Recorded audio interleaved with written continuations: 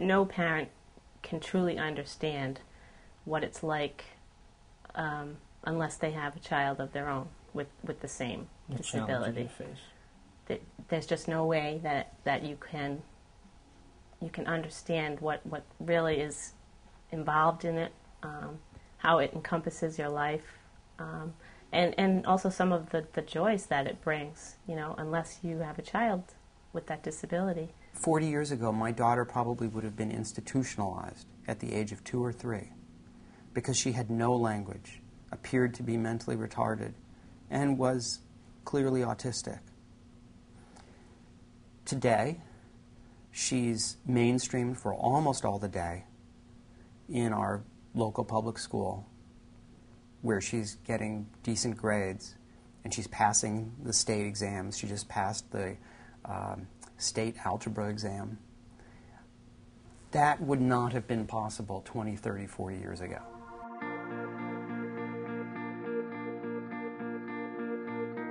In the 50s, there was a group of people that thought perhaps parents caused autism. In retrospect, that came about for complicated reasons. People were very interested in the effects of early experience on children's behavior. People were very interested in thinking about autism in that same way. As children with autism were followed over time, it became apparent that there were some things that weren't really consistent with that. The parents weren't all that unusual. The parents didn't treat the children badly. The parents seemed to be very motivated to take care of the kids. Also, as the kids were followed over time, it became clear the kids had very interesting medical problems. For example, seizures. Seizures are relatively much more common in children with autism than children without autism. And they develop at all different points in development, including adolescence and sometimes even in adult life. So then people started to rethink autism as a neurobiological disorder. At around that same time, the first studies of genetics began to appear, and it became very quickly apparent that autism is a strongly genetic disorder.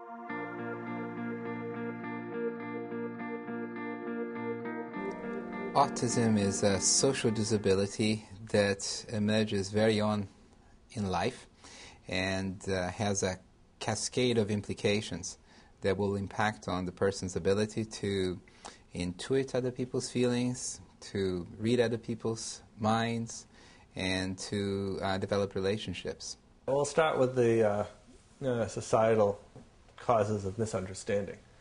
And I think a lot of it comes from the fact that autism is, as Irving Goffman refers to it, as an invisible disability. Or we could think of it as an invisible difference. And that gets right down to behavior, because people with autism behave differently. And there's no visible explanation to this difference. People with autism look like everybody else. And one of the challenges that people with autism face is that because we look like everyone else, it's assumed by many people that whatever differences we have, behaviors, challenges, can be overcome just by working harder or trying harder. But autism comes with some very real differences.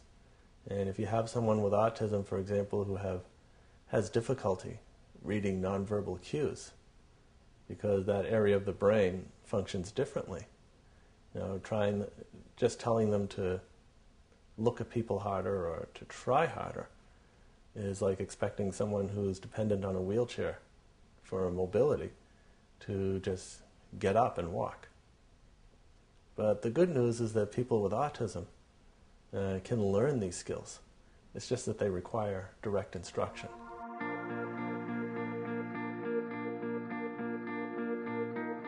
We are interested in the development of the skills necessary to meet the demands of everyday life.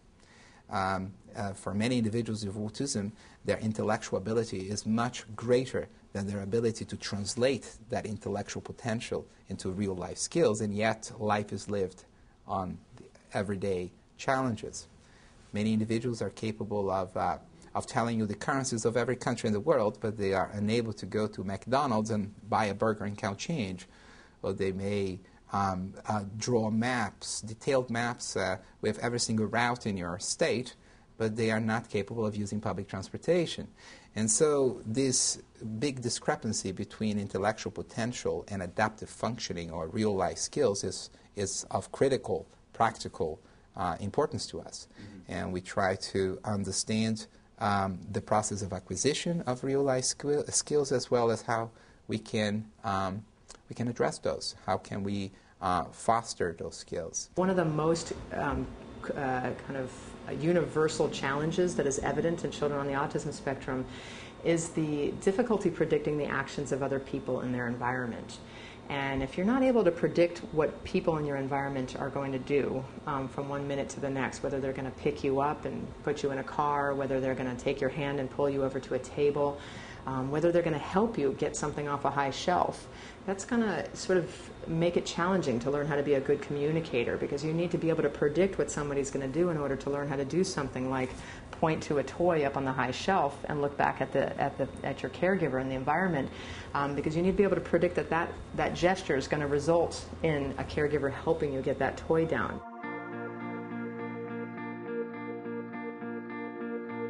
We do have an awful lot of interventions, and we have interventions, as Stephen Edelson likes to say, in three main areas: sensory integration, educational, behavioral, developmental, and biomedical. And each child is going to have different needs. There's such diversity within the autism spectrum that you may have one child that needs a whole boatload of biomedical in order to get them comfortable enough in their bodies so that they can learn. Then you'll have other people, such as myself, who may have needed some biomedical intervention when I was younger, but it didn't exist then. And fortunately, whatever problems there were mild enough to work themselves out. So I needed more educational, developmental type of intervention. Then there'll be others that will need a whole boatload of sensory integration. But each child is most likely going to need some of each. And it's just a matter of matching best practice to the needs of the child. In some ways, the most able people who are quite socially disabled are people who really do appreciate it when you really work with them and try to give them some explicit rules to live by in terms of negotiating the social world. But you can make a relationship with anybody.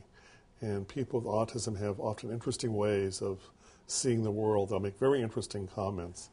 And it's unpredictable, and if you have a sense of humor, it's wonderful, because the person will say things, often unintentionally, that really make you think about, gosh, what a different experience of the world. And it wasn't as hard as we thought to find other people that have been through it. I mean, you'd be surprised at how many people either have a child, or they have a grandchild, or a niece or a nephew. So in some way it affects, a large majority of the population. And my daughter, who is now 16, was a direct beneficiary of autism awareness because of the services and the knowledge and the understanding that's out there in the world today.